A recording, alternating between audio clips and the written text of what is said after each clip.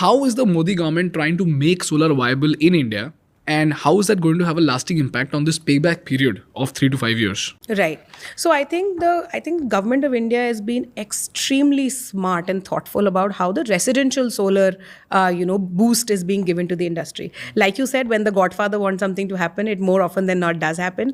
And India is very, very big on solar. And that's not for any political reason. I think it's very India first that our government is putting solar at the forefront.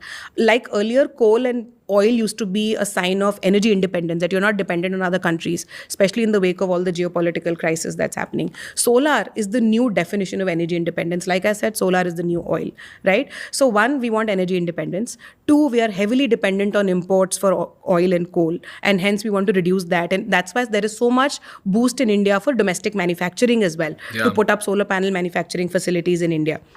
Right? Today, China controls 80% of the world's solar panel supply.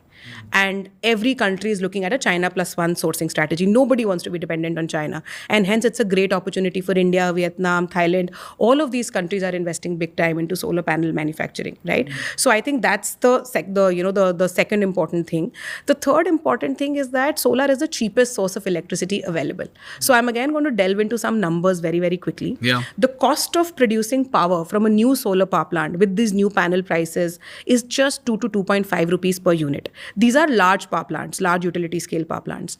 Vis-a-vis, the cost of producing power from a thermal or a coal-based power plant is actually 5 rupees. Double. So solar is now half of the cost of producing power from coal. Now, if you add batteries with solar, one problem with solar is that you can't control when a solar plant produces power, right? It produces power during sunshine hours, doesn't produce power during sunset hours, right? So solar plus battery, even if you were to add battery to, add resilience and add storage to these solar power plants, even that is like $4. Right? So that is still cheaper than coal-based electricity. And hence, all of the new power that is going to come, not just in India, but everywhere in the world, is going to be from solar.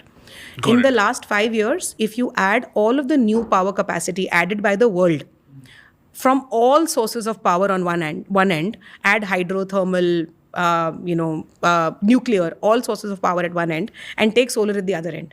More solar power was added than all other sources of power combined. Wow. So it's pretty much the future, and India recognizes that, and we have the unfair advantage of the sun. Okay. Now, the solar revolution is actually supposed to be a distributed solar revolution, right? There are centralized sources of power. You put up, like you said, 6,000 square foot of land. If you had that luxury and you could put up power there, it would still be expensive because you are producing power at one point and then you have to distribute it through thousands of kilometers.